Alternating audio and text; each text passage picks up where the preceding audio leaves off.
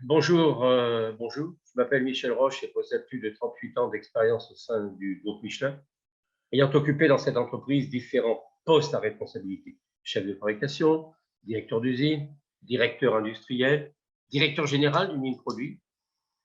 Durant ma carrière, j'ai donc assumé fondamentalement des responsabilités opérationnelles dans un milieu international et multiculturel.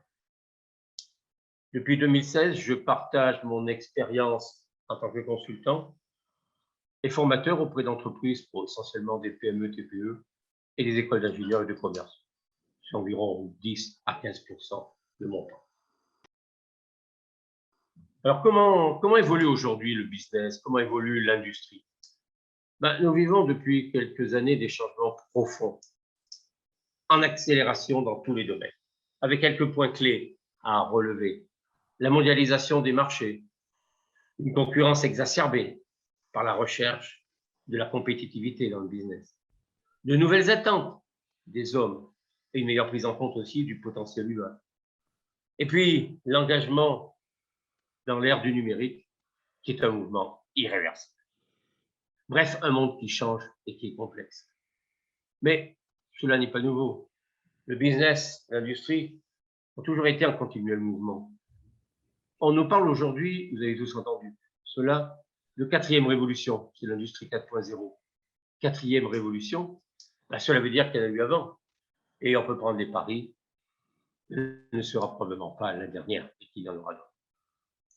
Il est important de noter l'adaptation continuelle de l'homme tout au long de l'histoire de l'industrie. Nous vivons un développement technologique très important. Mais l'homme a toujours été et sera toujours de plus en plus clé. La manière de travailler a changé, même si les fondamentaux, les attentes des personnes, les attentes et devoirs des entreprises restent les mêmes.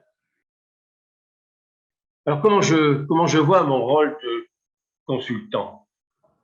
Les entreprises qui gagneront demain et aujourd'hui sont les entreprises responsabilisantes. Celles qui viseront à responsabiliser les personnes dans les organisations avec des principes d'autonomie dans un cadre stratégique et des objectifs bien définis. Des efforts sont à faire, bien sûr, sur la compétitivité, c'est clair, mais aussi sur la flexibilité, sur la simplification des modes de fonctionnement. J'insiste sur ce dernier point. Il s'agit en parallèle de mettre en place une nouvelle façon de piloter les activités grâce à une méthodologie standard et des outils simples, adaptés aux besoins de tous, des outils simples. Et il ne faut jamais sous-estimer le formidable potentiel et l'intelligence des hommes et des équipes. Les personnes sont le premier levier de la performance. Alors, mon objectif est d'aider les entreprises pour obtenir à l'amélioration de la performance pérenne, mettant en place des outils de pilotage et de management simples et performants. Prenant bien en compte les spécificités, la particularité d'entreprise, les spécificités d'entreprise et des employés. Savoir-faire et savoir-être doivent cohabiter. Alors, d'une manière générale, l'intervention du consultant peut concerner le pilotage d'un projet ou l'amélioration de la performance, et surtout sur ce deuxième point que j'interviens le plus.